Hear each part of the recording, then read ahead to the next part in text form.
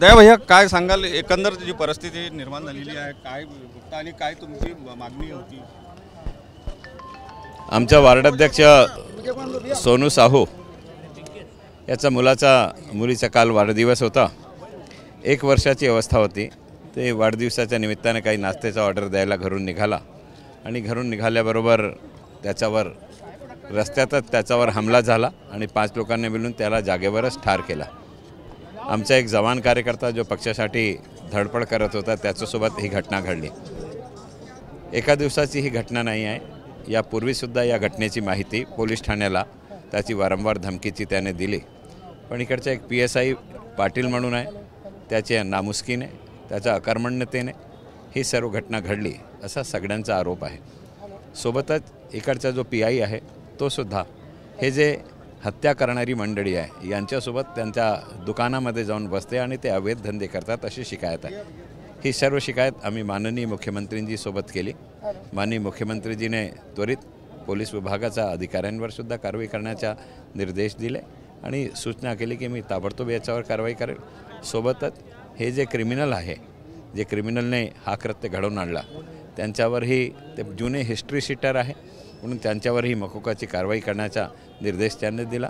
सोबतच यांची जेवढे अवैध कब्जे आहे, लोकांची प्रॉपर्टी पैसे देऊन, कमी पैसे देऊन, व्याज लावून लोकांची प्रॉपर्टीवर हे कब्जा करत होते, दडपण आणून त्याच्यावर आपला ताबा घेत होते, काही ठिकाणी भाड्यावर देत होते, काही ठिकाणी स्वतः आपले रिश्तेदारांना ठेवत होते।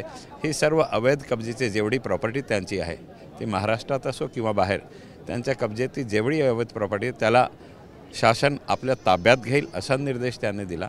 यासोबतच ते त्यांचे जे अवैध बांधकाम आहे त्यांना तोडण्यासाठी प्रशासकीय कारवाई पूर्ण करून त्याला तोडण्याचाही त्याने आश्वासन परिवाराच्या ज्याच्या घरी मृत्यू झाले त्याच्या मोठ्या भाऊला दिला। हे जे सगळ्यांची डिमांड होती ते सर्व डिमांड माननीय मुख्यमंत्रीजीने स्वतः मी वैयक्तिक लक्ष घेऊन हे कारवाई करायला लाव असे आश्वासन दिले।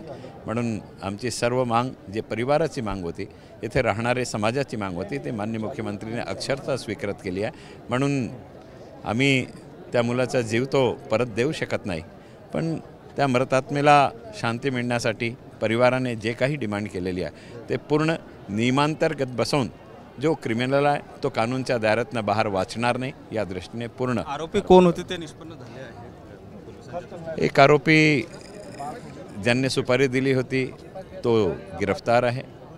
एक आरोपी ज्याने हत्या केली होती तोही गिरफ्तार आहे। बाकी जे फरार आहे त्यांची तपशिलात पोलीस लागलेली आहे आणि पोलिसांचं म्हणणं आहे की आम्हाला सूचना मिळाली, आम्ही ताबडतोब 1.5-2 तासात बाकी जे उरलेले आहेत त्यांनाही अटक करू। याला काही राजकीय पार्श्वभूमी असा अँगल दिसतो? हा जो क्रिमिनल आहे हा क्रिमिनल लोकांना त्रास देतो, गरीब लोकांना त्रास देतो। हा भाजपचा कार्यकर्ता असल्यामुळे लोक याच्याकडे तक्रार घेऊन येत होते, म्हणून हा समोर येऊन लोकांना मदत करत होता। हा त्यांच्या कानात चुभत होता आणि त्यांची शिकायत जेव्हा पोलिसांनी ठाण्यात नाही घेतली मग तो DCP पर्यंत गेला आणि DCP पर्यंत गेल्यानंतर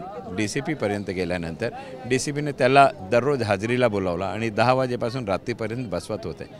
म्हणून तो DCP साहेबांनी जी दडपण त्याच्यावर आणली होती त्याच्यामुळे तो कंटाळला होता आणि त्याची प्रतिक्रिया म्हणून त्यांनी हे सर्व केलं असेल असं मला वाटतं। नक्कीच या ठिकाणी ज्याप्रमाणे हे सगळा प्रकार घडलेला आहे त्या संदर्भामध्ये मुख्यमंत्र्यांना माहिती देण्यात आलेली आहे आणि मुख्यमंत्र्यांनी सुद्धा सूचना केल्या असल्याचं जे शहराध्यक्ष आहे भाजपचे दयाशंकर तिवारी यांनी या ठिकाणी स्पष्ट केलेलं असल्याचं पाहायला मिळते आहे। कॅमेरामन साईसह सुनील ढगे, TV9 मराठी, नागपूर।